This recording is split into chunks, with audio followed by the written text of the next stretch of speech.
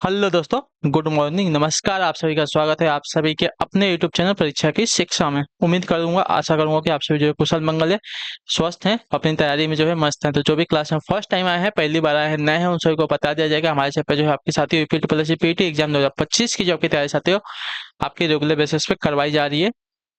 तो जिसे भी तैयारी अपनी पूरी करनी है, कंप्लीट करनी है, चैनल को सब्सक्राइब करके आप लोग हमारे साथ जुड़े। क्लास का समय देखिए, जीके जीएस की जो है सुबह 10 बजे डेली आपको देखने को मिलती है। रीजनिंग और मैथ्स की क्लास जो है शाम को, दोपहर को 3 बजे। हिंदी और जनरल अवेयर्स की क्लास जो है शाम को 7 बजे आप सबको हमारे चैनल पर देखने को मिलती है। आप सबको इसी टाइम पर क्लास से जुड़कर अपनी तैयारी को पूरा और कंप्लीट करना है। साथियों, नीचे डिस्क्रिप्शन से कोई इंस्टाग्राम टेलीग्राम का लिंक मिलेगा, तो आप हमें इंस्टाग्राम पे फॉलो करेंगे और टेलीग्राम चैनल को ज्वाइन करेंगे। टेलीग्राम चैनल पर डेली बेसिस पर क्लास का अपडेट, आपको एग्जाम का अपडेट जो है देखने को मिलते रहेगा, तो आप लोग जो है उसको ज्वाइन करके रखेंगे। ठीक है, चलेंगे क्लास स्टार्ट करेंगे बिना किसी देरी के। ठीक है, एक एक क्वेश्चन आपके एग्जाम के लिए बहुत ही इंपॉर्टेंट है। जितना इंपॉर्टेंट आपके लिए नोटिफिकेशन था, उतना इंपॉर्टेंट आपके लिए क्लास भी है। ठीक है, क्लास स्टार्ट करने से पहले आपके इंपॉर्टेंट की बात हुई, तो आप हमारा जो हमारा इंपॉर्टेंट चीज है उसकी बात कर लेते हैं। तो क्लास स्टार्ट हो रही है, उससे पहले जिसने अभी तक क्लास को देखिए लाइक नहीं किया लाइक करेंगे, शेयर नहीं किया शेयर करेंगे, जिसने अभी तक चैनल को सब्सक्राइब नहीं किया उसको जो है सब्सक्राइब कर लेंगे आप लोग। ठीक है, चलेंगे अब क्लास स्टार्ट करेंगे। पेन और कॉपी आप लोग लेके बैठेंगे। कोशिश करेंगे आप सभी लोग कि हमारे साथ जो है नोट्स बनाने की आप लोग कोशिश करेंगे। ठीक है,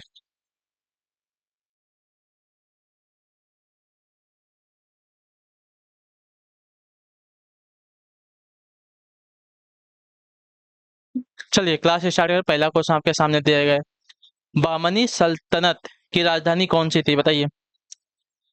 बहमनी सल्तनत की राजधानी कौन सी थी? बीजापुर, गुलबर्गा, कन्नूर या अवध? तो इसका राइट आंसर हो जाएगा गुलबर्गा। ऑप्शन नंबर आपका बी राइट होगा। क्लियर है को इसके बारे में? चलिए, बहमनी सल्तनत की राजधानी आपकी गुलबर्गा थी। अगला क्वेश्चन आपका है दूसरा नंबर। क्या दिया गया है? ताज उल मस्जिद का निर्माण इनके द्वारा शुरू किया गया था, किसके द्वारा, बताइए। ताज उल मस्जिद का जो निर्माण है इनके द्वारा शुरू किया गया था, किसके द्वारा? तो आपका राइट आंसर है सुल्तान शाह जहां बेगम के द्वारा। ठीक है, ऑप्शन नंबर आपका ए राइट होगा। क्लियर है को इसके बारे में? ताज उल मस्जिद का जो निर्माण है सुल्तान शाहजहां बेगम के द्वारा शुरू किया गया था। अगले क्वेश्चन की तरफ बढ़ेंगे। आपका है तीसरा नंबर, उत्तर देने की कोशिश करेंगे, राइट आंसर का हो जाएगा। ठीक है, मोहनजोदड़ो शब्द का अर्थ क्या है, बताइए। मोहनजोदड़ो शब्द का अर्थ क्या है? तो मोहनजोदड़ो शब्द का अर्थ होता है साथियों माउंट ऑफ द डेड। ठीक है, mount of the dead. Option number जो आपका बी दिया गया आपका राइट आंसर हो जाएगा। मोहनजोदड़ो को जो है मृतकों का टीला यानी कि माउंट ऑफ द डेड भी कहा जाता है। ठीक है, क्लियर सबको? चलिए अगले क्वेश्चन की तरफ बढ़ेंगे। आपका साथी है चौथा नंबर, उत्तर देने की कोशिश कीजिएगा, राइट आंसर आप सभी का क्या होगा। ठीक है, बताने की कोशिश कीजिएगा। सिंधु घाटी सभ्यता के बारे में इनमें से कौन सा कथन सत्य है साथियों?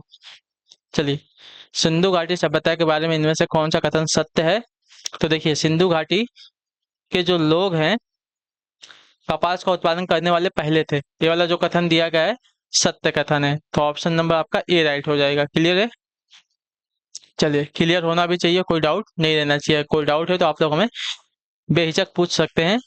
ठीक है, दिल्ली में कुतुब मीनार दुनिया का सबसे ऊंचा ईंट का बना मीनार है। इनमें से कौन से राजा ने इसके निर्माण में योगदान नहीं दिया था? तो मैंने इसके बारे में आपको पढ़ाया था। आपका राइट आंसर हो जाता है अलाउद्दीन खिलजी ने। ठीक है, कुतुबुद्दीन ऐबक ने इसकी शुरुआत की थी। इल्तुतमिश ने इसका काम जो है पूरा करवाया था, और फिरोज शाह तुगलक जो है इसका वर्तमान जो स्वरूप है उसका ढांचा इसने तैयार किया है। ठीक है, तो अलाउद्दीन खिलजी जो है इसमें शामिल नहीं है। अगले क्वेश्चन की तरफ बढ़ेंगे। आपका साथियों चौथा नंबर प्रश्न। ठीक है, कौन सा आंदोलन कृषि जन्य कौन सा आंदोलन जो है कृषि जन्य असंतोष से आरंभ हुआ और असहयोग खिलाफत आंदोलन के आकस्मिक स्थगन के प्रतिक्रिया स्वरूप सांप्रदायिक राजनीतिक रूप धारण कर लिया, बताइए। तो इसका राइट आंसर आपका हो जाएगा साथियों मोपला आंदोलन। ठीक है, ऑप्शन नंबर आपका बी राइट होगा। मोपला आंदोलन की शुरुआत आपकी वर्ष 1920 से 22 ईस्वी में हुई थी। ठीक है, क्लियर सभी को? मालाबार कहाँ पे हुई थी? मोपला विद्रोह जो है मालाबार, केरल में हुआ था। ये यह आंदोलन जो है असहयोग आंदोलन के स्थगन के प्रतिक्रिया स्वरूप हुआ था। इस आंदोलन के प्रमुख नेता थे अली मुस्लियार। ठीक है, क्लियर है। अगला क्वेश्चन आपका है 7वां नंबर, उत्तर देने की कोशिश कीजिएगा। राइट आंसर का वर्ष 1921 में केरल के मालाबार क्षेत्र में आरंभ हुए मोपला आंदोलन का समर्थन मिला किसको? मतलब किसका किसका समर्थन मिला था? महात्मा गांधी का, शौकत अली का, मौलाना अबुल कलाम आजाद का। तो देखिए इसमें आपका शौकत अली का और मौलाना अबुल कलाम आजाद जी का इसमें समर्थन मिला था। ऑप्शन नंबर आपका सी राइट हो जाएगा। ठीक है, क्लियर सभी को इसके बारे में? हाँ या ना? वर्ष 1921 में केरल के मालाबार क्षेत्र के आरंभ हुए मोपला आंदोलन का समर्थन जो है इसको मिला था शौकत अली का और मौलाना अबुल कलाम आजाद जी का। ठीक है, अगले क्वेश्चन की तरफ बढ़ेंगे। आपका क्वेश्चन नंबर 8, ध्यान से देखिएगा उत्तर दिया। गुजरात के बारडोली सत्याग्रह 1928 का नेतृत्व किसने किया था बताइए? गुजरात के बारडोली सत्याग्रह 1928 का नेतृत्व किसने किया था? तो आपका राइट आंसर हो जाएगा साथियों मेहता बंधु और सरदार वल्लभ भाई पटेल, यानी कि ए और बी दोनों के दोनों आपके राइट आंसर हो जाएगा। ठीक है, क्लियर सभी को? गुजरात के बारडोली सत्याग्रह और गुजरात के बारडोली सत्याग्रह 1928 का नेतृत्व आपका मेहता बंधु और सरदार वल्लभ भाई पटेल ने किया था। ठीक है, क्लियर है। अगला क्वेश्चन आपका क्वेश्चन नंबर 9, उत्तर दीजिएगा। राइट आंसर का हो जाएगा किस आंदोलन के दौरान सबसे बड़ा कृषि किस आंदोलन के दौरान सबसे बड़ा कृषक छापामार युद्ध देखने को मिला था बताइए? किस आंदोलन के दौरान सबसे बड़ा कृषक छापामार युद्ध देखने को मिला? तो इसका राइट आंसर हो जाता है तेलंगाना आंदोलन के विरुद्ध। ठीक है, ऑप्शन नंबर आपका ए राइट होगा। क्लियर सबको? तेलंगाना आंदोलन के दौरान जो है सबसे बड़ा कृषक छापामार युद्ध देखने को मिला था। क्लियर सभी को इसके बारे में? तेलंगाना किसान आंदोलन 1946 में किया गया एक किसान आंदोलन था। आंध्र प्रदेश में यह आंदोलन जो है जमींदारों एवं साहूकारों के शोषण की नीति के खिलाफ तथा भ्रष्ट अधिकारियों के अत्याचार के विरुद्ध प्रारंभ किया गया था। कम कीमत पर गल्ला वसूली इस आंदोलन का जो है मुख्य कारण था। क्लियर है। अगला क्वेश्चन देखा जाएगा आपका क्वेश्चन नंबर 10, सुमेलित करना है। ठीक है, सूची वन का सूची नील आयोग का गठन। तो नील आयोग का गठन आपका वर्ष 1960 में, सॉरी 1860 में। ठीक है, तो इसका मिलान सही है। बंगाल टेनिस एक्ट पारित आपका कब हुआ था? तो बंगाल टेनिस एक्ट आपका पारित हुआ था साथियों 1885 में। ठीक है, क्लियर सको? हाँ या ना? उसके बाद दक्कन कृषक राहत अधिनियम का पारित हुआ था तो आपका 1879 में। ठीक है, और उसके बाद अवध लगान अधिनियम पारित हुआ था वर्ष 1921 में। ठीक है, चलिए सबका मिलान आमने सामने है तो सही है। ठीक है, नील आयोग का गठन 1860 ईस्वी में, बंगाल टेनिस एक्ट पारित हुआ था 1885 में, दक्कन कृषक राहत अधिनियम पारित हुआ था 1879 में, अवध लगान अधिनियम पारित हुआ था 1921 ईस्वी में। ठीक है, अगले क्वेश्चन की तरफ बढ़ेंगे आपका साथियों, ध्यान से देखेंगे, उत्तर देने की कोशिश करेंगे। 11 नंबर है। ठीक है, निम्नलिखित में से कौन सी नदी जो है उत्तर पिनाकिनी के नाम से जानी जाती है? उत्तर पिनाकिनी के नाम से कौन सी नदी जानी जाती है? कावेरी, ब्राह्मणी, वैगई, पेन्नार। तो आपका राइट आंसर हो जाएगा पेन्नार नदी। ठीक है, ऑप्शन नंबर आपका डी राइट होगा। पेन्नार नदी जो है कर्नाटक में नंददुर्ग पहाड़ी से निकलकर पूरब की ओर 970 किलोमीटर बहकर बंगाल की खाड़ी में गिरती है। ठीक है, तो ऑप्शन नंबर आपका डी राइट हो जाएगा। पापाधन और चित्रावली इसकी जो है सहायक नदियां हैं। ठीक है, पापाधन और चित्रावली इसकी सहायक नदियां हैं। अगला है क्वेश्चन नंबर 12, अंगूर की खेती करने को या संवर्धन को निम्नलिखित में से किस नाम से जाना जाता है बताइए? अंगूर की खेती करने को या संवर्धन को निम्नलिखित में से किस नाम से जाना जाता है? तो इसका राइट आंसर हो जाएगा साथियों विटिकल्चर के नाम से। ठीक है, ऑप्शन नंबर आपका जो दिया गया है ये वाला ऑप्शन आपका राइट आंसर होगा। ठीक है, क्लियर होगा इसके बारे में? अंगूर की खेती करने को या संवर्धन को जो है विटिकल्चर के नाम से जाना जाता है। ठीक, क्लियर होगा। पीसी कल्चर जो है मछली पालन को कहा जाता है। ठीक है, मत्स्य पालन को पीसी कल्चर कहा जाता है। सेरिकल्चर आपका रेशम उत्पादन को कहा जाता है। ठीक है, और हार्टिकल्चर जो है आपका बागवानी को कहा जाता है। ठीक है, ये बात याद रखिएगा। अगले क्वेश्चन की तरफ बढ़ा जाएगा। आपका 13 नंबर है, उत्तर दीजिएगा, ध्यान से देख के बताइएगा राइट आंसर का। ठीक है, खादर और भांगर निम्नलिखित में से किस प्रकार की मिट्टी बताइए? खादर और भांगर जो है निम्नलिखित में से किस प्रकार की मिट्टी है? तो यह मिट्टी है आपकी जलोढ़ मिट्टी। ठीक है, ऑप्शन नंबर आपका बी राइट होगा।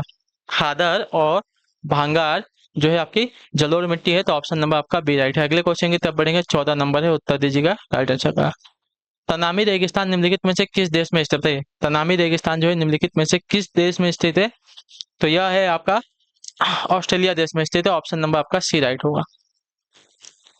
तनामी रेगिस्तान द ग्रेट सैंडी रेगिस्तान के पूर्व में स्थित है, ठीक है। इस रेगिस्तान का क्षेत्रफल जो है 37,500 वर्ग किलोमीटर है। यह जो है रेगिस्तान ऑस्ट्रेलिया में स्थित है, ठीक है। अगले क्वेश्चन की तरफ बढ़ेंगे, आपका 15 नंबर। भारत का कौन सा शहर जो है प्रसिद्ध फलकनुमा पैलेस का घर है? बताइए, भारत का कौन सा शहर जो है प्रसिद्ध फलकनुमा पैलेस का घर है?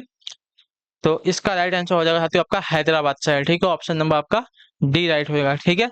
क्लियर से को हैदराबाद शहर जो है भारत का प्रसिद्ध फलकनुमा पैलेस का घर है। क्वेश्चन नंबर 16 है, उत्तर दीजिएगा राइट आंसर को। स्वयं सहायता समूह में बचत व ऋण गतिविधियों में संबंधित निर्णय कौन लेता है? बताइए, स्वयं सहायता समूह में बचत व ऋण गतिविधियों से संबंधित निर्णय कौन लेता है? तो यह निर्णय लेते हैं समूह उसके सदस्य, ठीक है। ऑप्शन नंबर आपका सी राइट हो जाएगा। क्लियर, स्वयं सहायता समूह में बचत व ऋण गतिविधियों से संबंधित निर्णय जो है समूह के सदस्य लेते हैं, ठीक है। अगले क्वेश्चन की तरफ बढ़ा जाएगा, आपका 17 नंबर। यदि वस्तुओं और सेवाओं की आपूर्ति की तुलना में पैसे की आपूर्ति की कमी है तो संभावित परिणाम क्या होगा? बताइए, यदि वस्तुओं और सेवाओं की आपूर्ति की तुलना में पैसे की आपूर्ति की कमी है तो संभावित परिणाम क्या होगा? तो संभावित परिणाम आपका हो जाएगा साथियों यहाँ पे अपस्फीति, ठीक है। ऑप्शन नंबर आपका डी राइट हो जाएगा। क्लियर सभी को, यदि वस्तुओं और सेवाओं की आपूर्ति की तुलना में पैसे की आपूर्ति की कमी है तो संभावित परिणाम आपका अपस्फीति होता है। अगले क्वेश्चन की तरफ बढ़ेंगे, क्वेश्चन नंबर 18 है, उत्तर दीजिएगा राइट आंसर। सामान्य संतुलन सिद्धांत किसने प्रतिपादित किया था? बताइए, सामान्य संतुलन सिद्धांत किसने प्रतिपादित किया था? तो यह प्रतिपादित किया था आपका लियोन वॉल्सर ने, ठीक है। ऑप्शन नंबर आपका बी राइट होगा। क्लियर सभी को इसके बारे में, सामान्य संतुलन सिद्धांत प्रतिपादित किया था लियोन वॉल्सर ने। क्लियर है सभी को। अगले क्वेश्चन की तरफ बढ़ेंगे, आपका है क्वेश्चन नंबर 19। ध्यान से, संविधान सभा द्वारा भारतीय संविधान को कब पारित किया गया था? तो संविधान सभा द्वारा जो है भारतीय संविधान को आपका 26 नवंबर 1949 को पारित किया गया था, ठीक है। ऑप्शन नंबर आपका डी राइट होगा। क्लियर से को इसके बारे में। चलिए, इसको बनने में 2 महीने का समय, 2 वर्ष 11 महीने और 8 दिन का समय लगा था, ठीक है। 2 वर्ष 11 माह 8 दिन का समय लगा था संविधान को बनने में, ठीक है। चलिए, आपका है 20वां नंबर। भारतीय संविधान के राजनीति निदेशक सिद्धांत की अवधारणा निम्नलिखित में से किससे ली गई है? बताइए, भारतीय संविधान में राज्य के नीति निदेशक सिद्धांतों की अवधारणा जो है निम्नलिखित में से किससे ली गई है?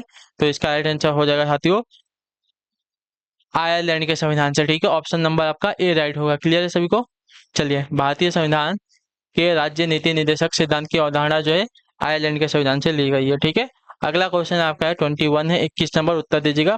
प्रत्येक 2 वर्ष के बाद राज्यसभा के कितने सदस्यगण जो है सेवानिवृत्त यानी कि रिटायर हो जाते हैं? तो इसका राइट आंसर आपका हो जाएगा साथियों 1/3 सदस्य, ठीक है। ऑप्शन नंबर आपका सी राइट होगा। क्लियर, भारतीय संविधान के लोकसभा और राज्यसभा 2 सदन होते हैं, ये बात याद रखिएगा, ठीक है। और प्रत्येक 2 वर्ष के बाद राज्यसभा के जो है 1/3 सदस्यगण जो है सेवानिवृत्त यानी कि रिटायर हो जाते हैं, ठीक है। क्वेश्चन नंबर 22 22 नंबर आपके सामने दिया गया है। निम्नलिखित में से कौन सी एक राष्ट्रीय पार्टी नहीं है? बताइए, निम्नलिखित में से कौन सी आपकी एक राष्ट्रीय पार्टी नहीं है? तो इसका राइट आंसर होगा द्रविड़ मुन्नेत्र कड़गम, ठीक है। ऑप्शन नंबर आपका सी राइट होगा। क्लियर होगा। Communist party of India, Marxist दिया गया है, nationalist Congress party, Bahujan Samaj party, ये सभी आपके क्या है राष्ट्रीय पार्टियां हैं, लेकिन द्रविड़ मुन्नेत्र कड़गम आपकी जो है राष्ट्रीय पार्टी नहीं है। अगले क्वेश्चन की तरफ बढ़ेंगे, 23 है, 23 नंबर। ध्यान से देख के उत्तर दीजिएगा, राइट आंसर क्या होगा, ठीक है। पूछा गया आपका निम्नलिखित में से कौन सा कथन आपका सही कथन है यहाँ पे, ठीक है। तो देखिए, सही कथन की यहाँ पे हमें पहचान करना है। तो प्रधानमंत्री एवं केंद्रीय परिषद के मंत्रियों द्वारा राज्य के राज्यपाल की नियुक्ति की जाती है, गलत कथन है, ठीक है। दूसरा कथन क्या देगा, केंद्रीय मंत्री परिषद द्वारा राज्य के राज्यपाल की नियुक्ति की जाती है, गलत कथन है। भारत के राष्ट्रपति के द्वारा जो है राज्य के राज्यपाल की नियुक्ति की जाती है, वाला कथन आपका राइट है, ठीक है। भारत के राष्ट्रपति द्वारा राज्य के राज्यपाल की नियुक्ति की जाती है, वाला कथन आपका सही हो जाएगा। ये भी आपका गलत है, सिर्फ सही कथन बताना था तो सही कथन हमने बता दिया, ठीक है। भारत की संसद द्वारा हिंदू विवाह अधिनियम कब लागू किया गया? तो इसका राइट आंसर आपका हो जाएगा साथियों 1955 में ऑप्शन नंबर आपका बी राइट होगा। ठीक है, भारतीय संसद द्वारा हिंदू विवाह अधिनियम 18 मई 1955 को पारित किया गया है। इस कालावधि में जो है 3 अन्य महत्वपूर्ण कानून पारित हुए थे। ठीक है, कौन कौन से थे? हिंदू उत्तराधिकारी अधिनियम 1955, हिंदू अल्पसंख्यक तथा अभिभावक अधिनियम 1956, हिंदू एडॉप्शन और भरण पोषण अधिनियम 1956। ये सभी नियमों जो है हिंदुओं के वैदिक परंपराओं को आधुनिक बनाने के ध्येय से जो है लागू किए गए थे। ठीक है, अगला क्वेश्चन आपका 25 नंबर। महात्मा गांधी ने भारत में रिक्त स्थान की अपना महात्मा गांधी ने भारत में रिक्त स्थान की स्थापना की सिफारिश की जहां लोग सरल जीवन एवं उच्च सोच के आदर्श का अनुसरण करते हैं। तो आपका राइट आंसर साथियों आदर्श गांव की। ठीक है, ऑप्शन नंबर आपका डी राइट है। महात्मा गांधी ने भारत में जो आदर्श गांव की स्थापना की सिफारिश की जहां लोग सरल जीवन एवं उच्च सोच को आदर्श का अनुसरण करते हैं। ठीक है, चलिए अगला क्वेश्चन देखेंगे साथियों आपका है 26 नंबर। क्या दिया गया है? दिए गए अंग्रेजी के अक्षरों HIB और C में कौन से अक्षर जो है समान दर्पण प्रतिबिंब बनाते हैं। ठीक है, तो देखिए समान प्रतिबिंब तो आपका HB बनाया, दर्पण तो इधर ही रहेगा ना। ठीक है, तो ये बनाएगा C और B नहीं बना पाएंगे। ठीक है, ये उल्टा बनेंगे। H और I आपके जो है केवल समान दर्पण प्रतिबिंब बना सकते हैं। ठीक है, इतने याद रखिए। तो ऑप्शन नंबर आपका डी राइट होगा। क्लियर होगा इसके बारे में? अगर यच को उल्टा देखेंगे तो ऐसा दिखेगा, आई को उल्टा देखेंगे तो ऐसा दिखेगा। अगर यच को हम जल प्रतिबिंब भी देखेंगे तो ऐसा दिखेगा, आई का जल प्रतिबिंब भी हमको ऐसा ही दिखेगा। ठीक है, बी का जल प्रतिबिंब हमको सेम मिलेगा। ठीक है, इतना याद रखिएगा। सी का भी सेम मिलेगा जल प्रतिबिंब। ठीक है, लेकिन जो आपका दर्पण प्रतिबिंब है सेम नहीं मिलेगा। ठीक है, अगले क्वेश्चन की तरफ बढ़ेंगे। दर्पण प्रतिबिंब आपका एच और आई का मिलेगा यहाँ पे। एक काली सतह के बारे में निम्नलिखित में से कौन सा कथन सही है? ठीक है, एक काली सतह के बारे में निम्नलिखित में से कौन सा कथन सही है? तो काली सतह के बारे में निम्नलिखित में से कौन सा कथन सही है? तो यह अधिक उष्मा ऊर्जा अवशोषित और अधिक उष्मा ऊर्जा विकिरित करती है। ठीक है, जो काली सतह होती है। तो ऑप्शन नंबर आपका सी राइट होगा। ठीक है, जो काली सतह होती है यह जो है अधिक उष्मा अवशोषित और अधिक उष्मा ऊर्जा विकिरित करती है। ठीक है, अगले क्वेश्चन की तरफ बढ़ेंगे। आपका है 28 है 28 नंबर। क्या देगा है? ध्यान से देखिए। मानव कान रिक्त स्थान की ध्वनि आवृत्ति का पता लगा सकता है। कितनी आवृत्ति का बताइए? मानव का जो कान है कितनी ध्वनि आवृत्ति का पता लगा सकता है? तो इसका राइट आंसर हो जाएगा साथियों आपकी 20 हर्ट्ज से कम की। ठीक है, ऑप्शन नंबर जो आपका डी दिया गया आपका राइट आंसर होगा। क्लियर होगा इसके बारे में? अच्छा, नहीं लगा सकता पूछा है। तो मानव का जो कान है 20 हर्ट्ज से कम की ध्वनि का जो है आवृत्ति का पता नहीं लगा सकता है। तो ऑप्शन नंबर आपका डी वाला राइट हो जाएगा। अगले क्वेश्चन की तरफ 29 है 29 नंबर। उत्तर दीजिएगा राइट आंसर का। निम्नलिखित प्रक्रियाओं में से, ठीक है, निम्नलिखित प्रक्रियाओं में से कौन सी एक जो रासायनिक परिवर्तन के कारण नहीं होती है? बताइए, निम्नलिखित प्रक्रियाओं में से कौन सी एक जो है रासायनिक परिवर्तन के कारण नहीं होती है? तो इसका राइट आंसर आपका हो जाएगा साथियों बादलों का निर्माण। ठीक है, ऑप्शन नंबर आपका डी राइट हो। ठीक है, बादलों का जो निर्माण है आपका रासायनिक परिवर्तन के कारण नहीं होती है। ठीक है, क्लियर से इसके बारे में?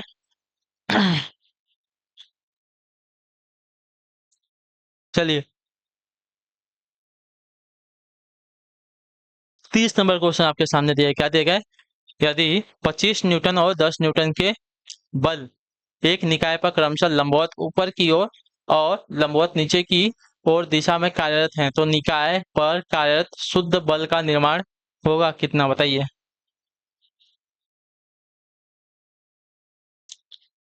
चलिए अगर इसको अगर डायग्राम के हिसाब से समझते हैं कि आपका एक वस्तु है। ठीक है, ऊपर से जो है 10 न्यूटन और नीचे से जो है 25 न्यूटन का बल लग रहा है। ठीक है, तो निकाय का शुद्ध परिणामी बल क्या हो जाएगा हमें बताना है। ठीक है, तो F equal to F1 plus F2 निकालना है। ठीक है, F1 आपका 25 हो गया और F2 आपका -10 होगा क्योंकि वो ऊपर से लग रहा है ना, एक साइड से माइनस हो जाएगा आपका। ठीक है, 25 - 10 इक्वल टू कितना हो जाएगा साथियों? आपका 15 न्यूटन आपका आंसर आ जाएगा। ठीक है, तो कितना आंसर आ जाएगा आपका? 15 न्यूटन। ऑप्शन नंबर आपका सी राइट हो जाएगा साथियों। ठीक है, क्लियर है? चलिए, तो इसी के साथ जो आपकी क्लास है आज की यहाँ पूरी होती है, कंप्लीट होती है। आशा करता हूँ, उम्मीद करता हूँ कि आपको जो क्लास है साथियों अच्छी लगी। क्लास में पहली बार तो क्लास को लाइक करेंगे, चैनल पहले चैनल को सब्सक्राइब करेंगे। हम आपसे मिलते हैं आपकी नेक्स्ट क्लास में, तब तक के लिए टाटा बाय बाय, जय हिंद जय भारत। आपसे क्लास से जुड़ने के लिए बहुत बहुत ही धन्यवाद साथियों।